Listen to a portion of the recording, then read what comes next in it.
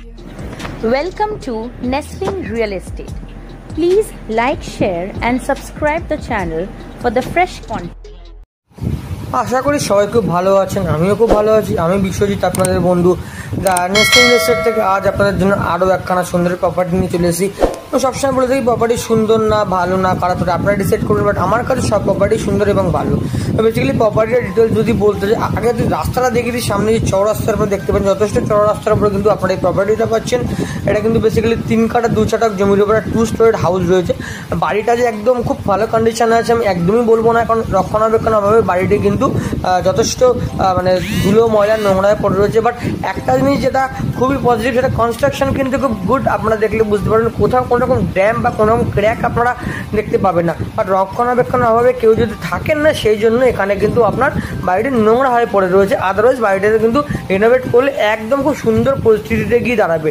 তো সেক্ষেত্রে সামনের যে স্পেসটা, এটা বেসিক্যালি গ্যারেজ স্পেস আপনারা পেয়ে যাচ্ছেন, এবং ডান দিক বা দিক সেদিকে কিন্তু সুন্দর করে জায়গা ছেড়ে একটা প্রপার্টি মানে বাড়ি তৈরি করা হয়েছে, যাতে কোনো রকম কোনো মানে কমপ্লিটলি লিগালাইজ করে বাড়িটি তৈরি করা হয়েছে, যাতে কোনো রকম সমস্যার সম্মুখীন হতে না হয়।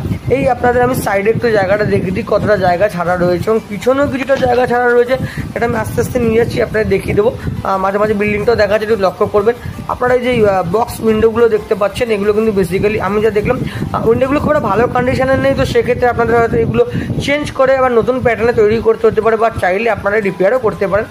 পিছনে পোর্শনে দেখুন কিছুটা জায়গা রয়েছে, এবং বিল্ডিং যেখানেই লক্ষ্য করবেন কোথাও কিন্তু ক্র্যাক কোথাও পাবেন না, জাস্ট নোংরা হয়ে গেছে এটুকুনি দেখতে পাবেন। বাড়িটা কিন্তু কালার করা নেই, ইনসাইডেও কিন্তু সেম পরিস্থিতি, জাস্ট নোংরা হয়ে রয়েছে। বাট কোথাও ড্যাম বা ক্র্যাক আপনারা ইউজুয়ালি চোখে আপনারা পাবেন না। সেক্ষেত্রে কিন্তু যারা ইন্ডিপেন্ডেন্ট হাউস চাইছেন, নিজের মতো করে থাকতে চাইছেন কলকাতার বুকে, তাদের জন্য প্রপার্টির একদম অ্যাপ্রোপ্রিয়েট। এটা আপনার ফার্স্ট ফ্লোরের ফার্স্ট বেডরুম, যেটা আমি কথা বলেছি সেরকম দেখতে পাচ্ছেন যে নোংরা হয়ে পড়ে রয়েছে। বেসিক্যালি নর্মাল মেঝে, এখানে কোনো টাইলস বা মার্বেলের কাজ নেই। সেক্ষেত্রে কিন্তু আপনাদের কমপ্লিটলি রেনোভেশন বলতে গেলে সেক্ষেত্রে আপনাদের এগুলো চেঞ্জ করতে হবে। বাট যেটা আমি বলছি কনস্ট্রাকশনে কোনো সমস্যা নেই, যেটা মেজর ইস্যু বা ফ্যাক্টর হয়ে দাঁড়ায়। এটা সেকেন্ড বেডরুমটা, দুটো বেডরুমই মোটামুটি সাইজ বলি অ্যাপ্রক্স আপনার 12x14 এবং 12x13 আপনার বেডরুম রয়েছে। এই ফ্লোরের মেন আকর্ষণ যেটা মনের মতো করে আমি দেখতে পাচ্ছি বা আপনারা পাবেন, সেটা হচ্ছে বারান্দা। যথেষ্ট স্পেসিয়াস একটা বারান্দা, বা যেটাকে আমরা ব্যালকনি বলে থাকি, সেটা পেয়ে যাচ্ছেন। সেখানে কিন্তু আরাম কেদারা নিয়ে আপনার চারায় পেয়ালায় বৃষ্টির সময় সুরুত করে চুমুক দেবেন, আর কিন্তু বাইরের ওয়েদার আপনারা এনজয় করবেন। সামনের চৌরাস্তাটা ভালো করে দেখতে পাচ্ছেন, সামনে স্পেসটা আপনারা দেখতে পাচ্ছেন। এখান থেকে কিন্তু 3টে মেট্রো স্টেশন ইজিলি অ্যাভেলেবেল, সেটা হচ্ছে গিয়ে আপনার মাস্টারদা, সূর্য সেন, গীতাঞ্জলি এবং কবি নজরুল, যেটা একটা অটোর মাধ্যমে আপনারা ইজিলি অ্যাভেল করতে পারছেন। স্কুল, কলেজ, হাসপাতাল, মার্কেট, এটিএম, ব্যাংক কোনো কিছুর কিন্তু এখানে কোনো কমতি নেই। এই আর একটা রুম, যেটাও বেসিক্যালি সাইজ আপনারা বলতে গেলেন 8x9 একটা রুম রয়েছে। কোনো চাবি না থাকার জন্য আপনারা দেখাতে পারছি না। এটা কোনোটা পূজার রুম হিসাবে ইউজ করতে পারেন, এটা আপনারা বেডরুম হিসাবে ইউজ করতে পারেন। এবং চলুন নিয়ে চলে যাই আপনাদের আমি বেসিক্যালি কমন স্পেস, যেগুলো অ্যাকচুয়ালি মানে যেগুলো আপনার করিডোর স্পেস। সেক্ষেত্রে এই পোর্শনটা ছোট্ট জায়গা দেখতে পাচ্ছেন, যেখানে কিন্তু বেসিন বসানো আছে। আপনারা এখানে ওয়াশিং মেশিন পয়েন্ট করে নিতে পারবেন। রাইট হ্যান্ড সাইডে একটা বাথরুম আছে, সেটা দেখিয়ে দেবো, যেটা কমপ্লিটলি কিন্তু ইন্ডিয়ান প্যাটার্নের রয়েছে। তো সেক্ষেত্রে আমি মনে করি আপনারা অবশ্যই সেটাকে রিনোভেট করবেন। এবং হ্যাঁ, আমি যেমন বললাম প্রপার্টি যেমন দেখা যায়, প্রপার্টি কেনা থেকে বেচা প্রতিটা সমস্যা আপনাদের সঙ্গে থাকবো। আপনাদের যদি কোনো রিনোভেশনের দরকার পড়ে, কোনো লোক দরকার পড়ে, সেটাও আমি আপনাদের প্রোভাইড করবো। কোনো পেপারসের সমস্যা, সেটার সঙ্গে আমি আপনাদের সঙ্গে জুড়ে থাকবো। এই একটা বারান্দা, আমি সত্যি দুঃখিত যে ওরা খুব বাজেভাবে বাড়িটাকে ফেলে রেখেছেন, মেনটেন করেন। আদারওয়াইজ বাড়িটা কিন্তু খুব সুন্দর পরিস্থিতি থাকতে পারতো। বাট এগুলো জাস্ট একটু পরিষ্কার করলে কিন্তু মনের মতো একটা ঝকঝকে তকচকে বাড়ি আপনারা পেয়ে যাবেন। এইগুলো আপনার থার্ড বেডরুমটা, এই বেডরুমটা অ্যাপ্রক্স সাইজ একটু বড়। এটা কিন্তু বেসিক্যালি 12x13 কি 13.5 বেডরুম রয়েছে। এগুলো আমি আপনাদের মুখে বলছি, আমার কাছে প্লে আউট রয়েছে, চাইলে আপনাদের দিয়ে দেবো। সব পেপারস আমার হাতে রয়েছে।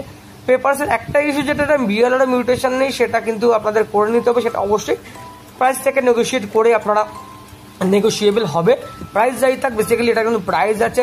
আসুন প্রাইস 70 লাখ বলেছে, বাট সেক্ষেত্রে আসুন, আপনাদের দর কষাকষি অবশ্যই হবে, সেটা নিয়ে কোনো সমস্যা নেই। আগে প্রপার্টিটা দেখুন, পছন্দ করুন। একটা কিন্তু একদম অ্যাপ্রোপ্রিয়েট প্রপার্টি, যারা মেট্রোর কাছে কলকাতার বুকে ইজিলি একটা কানেক্টিভিটি নিয়ে আপনারা প্রপার্টি যাচ্ছেন, এই প্রপার্টিটা একদম তাদের জন্য কিন্তু অ্যাপ্রোপ্রিয়েট প্রপার্টি। আমি বারবার করে দেখাচ্ছি আপনাদের প্রপার্টিটা, যাতে আপনারা ভালো মতো বুঝতে পারেন কি কন্ডিশনে আসে।